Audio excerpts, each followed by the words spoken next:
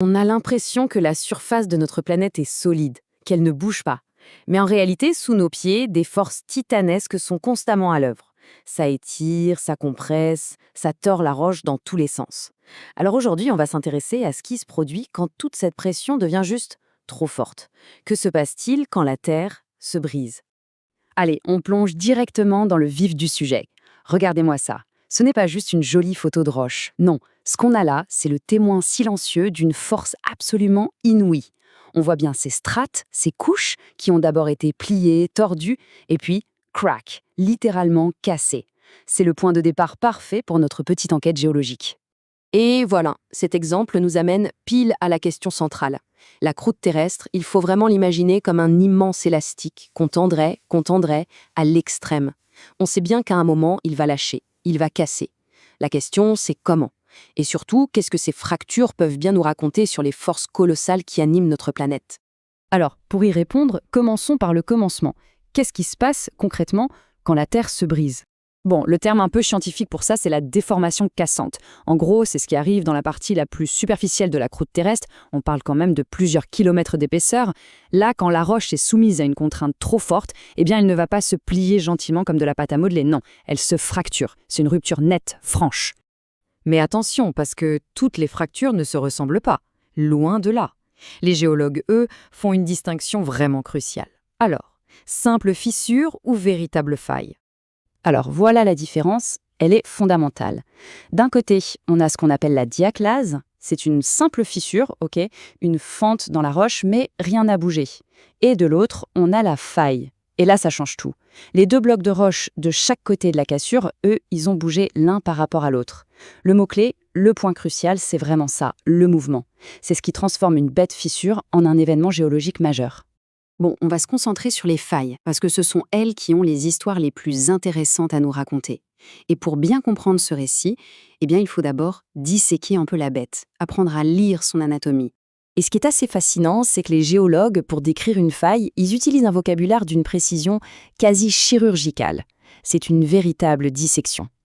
Ce schéma nous montre justement les différents éléments géométriques qui la composent, avec des noms comme le toit, le mur, le plan de faille. Tout ça permet de la décrire sans aucune ambiguïté. Alors, il y a 4 termes clés à retenir. D'abord, le plan de faille. C'est tout simplement la surface sur laquelle ça a cassé. Parfois, cette surface est tellement polie par le frottement qu'on l'appelle un miroir de faille. Et puis, on a nos 2 blocs. Celui qui est en dessous du plan, c'est le mur. Celui qui est au-dessus, c'est le toit. Il y a un moyen mnémotechnique tout simple. Imaginez un mineur qui creuse une galerie le long de la faille.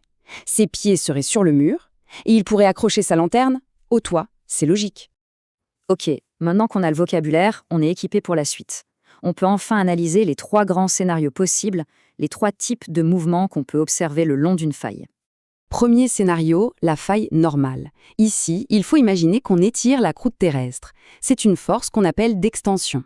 Forcément, sous cette tension, le terrain va s'allonger, s'étirer, et le bloc du toit, eh bien comme il n'est plus vraiment soutenu, il va simplement glisser vers le bas par rapport au mur. Deuxième scénario, et là c'est exactement l'inverse. La faille inverse. Logique. Cette fois, la force en jeu, c'est la compression. On imagine que la croûte est pressée, écrasée, comme dans un étau. Le résultat, eh bien le bloc du toit, il est littéralement poussé vers le haut et il vient chevaucher le mur. Conséquence, le terrain se raccourcit. Et enfin, le troisième et dernier cas de figure, le décrochement. Là, oubliez le haut et le bas, tout se passe à l'horizontale. C'est ce qu'on appelle des forces de cisaillement. Les 2 blocs, ils ne montent pas, ils ne descendent pas, ils glissent l'un contre l'autre. Pensez à 2 voitures qui se frôlent en se dépassant, c'est exactement ça. L'exemple que tout le monde connaît, bien sûr, c'est la fameuse faille de San Andreas en Californie. C'est un décrochement de livre d'école. Ce tableau, il résume tout ça parfaitement. On a nos 3 types de failles et pour chacune, la force qui la crée et le résultat concret sur le paysage. Donc, récapitulons. Faille normale, c'est de l'extension, ça allonge. Faille inverse, c'est de la compression, ça raccourcit. Et le décrochement, c'est du cisaillement et ça décale sur le côté. La dernière ligne, sigma 1, indique simplement la direction de la contrainte maximale. Ce qu'il faut retenir, c'est que chaque type de faille est vraiment la signature d'une force bien précise. D'accord. C'est bien beau tout ça, mais comment est-ce que les géologues, parfois des millions d'années plus tard, peuvent savoir ce qui s'est passé exactement? Eh bien, c'est là qu'ils enfilent leur casquette de détective et qu'ils partent à la recherche d'indices, directement sur la scène du crime. Et la réponse, elle tient en un mot assez génial, les tectoglyphes. Qu'est-ce que c'est que ce truc? Eh bien, ce sont ni plus ni moins les empreintes digitales laissées par le mouvement. Des toutes petites structures gravées sur le miroir de la faille par le frottement des roches, et ce sont ces indices qui vont nous permettre de reconstituer toute l'histoire. Indice numéro 1, le plus facile à voir, les stries. Ce sont tout simplement des rayures, des sortes de longs sillons parallèles qui ont été gravés dans la roche. Il faut les voir comme des rails de train, elles nous donnent la direction exacte du mouvement. La trajectoire pure et simple. Ok, on a la direction. Mais ça ne nous dit pas si le bloc est parti vers la gauche ou vers la droite. Il nous manque le sens. Et c'est là qu'intervient l'indice numéro 2, les gradins d'arrachement. Ce sont comme des petites marches d'escalier. Et elles sont cruciales parce qu'elles nous disent de quel côté le bloc qui a bougé est parti. Si on pouvait passer la main dessus, on sentirait que c'est lisse dans un sens, le sens du mouvement, et rugueux à contresens. C'est imparable. Et enfin, le troisième indice, qui est encore plus subtil, mais tellement élégant, les fibres de calcite. Imaginez, pendant que les blocs bougent, de tout petits espaces peuvent s'ouvrir. Dans ces vides, des cristaux, souvent de la calcite, vont avoir le temps de pousser. Et ce qui est absolument dingue, c'est que ces fibres poussent précisément dans la direction du mouvement.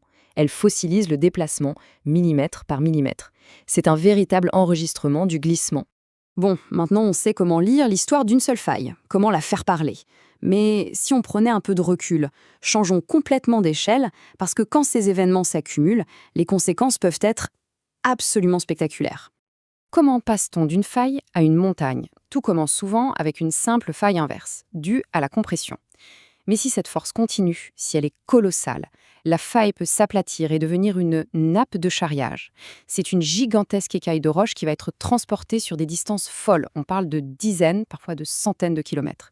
Et c'est cet empilement de nappes qui va créer le cœur même d'une chaîne de montagnes.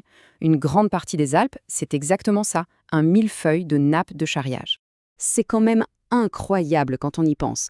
On part d'une simple fracture dans la roche pour aboutir à la naissance d'une chaîne de montagnes. Ça donne le vertige. Et ça amène une dernière question.